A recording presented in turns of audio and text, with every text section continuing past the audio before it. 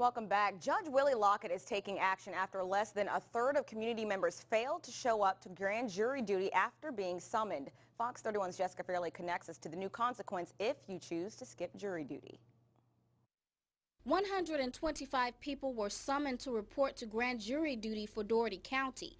It's a legal obligation that officials say some aren't taking seriously, since only 31 jurors showed up for selection. You may be qualified for an exemption, but you may be qualified to be excused, but you must contact the court in regard to your summons. Out of those who didn't show, the court received notices from a few who are legally excused. I have people who have been excused through affidavit for age or health.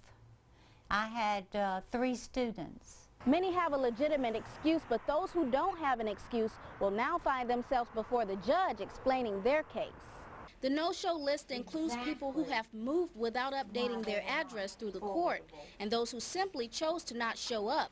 But those no-shows will have to show up to plead their case. The judge will have a hearing with those persons who just did not show up, and he will have a hearing with them, and they must tell him in person why they did not come for jury duty. They are subject to the contempt powers of the court, and that could mean both jail time and or fines up to $500, up to 20 days in jail.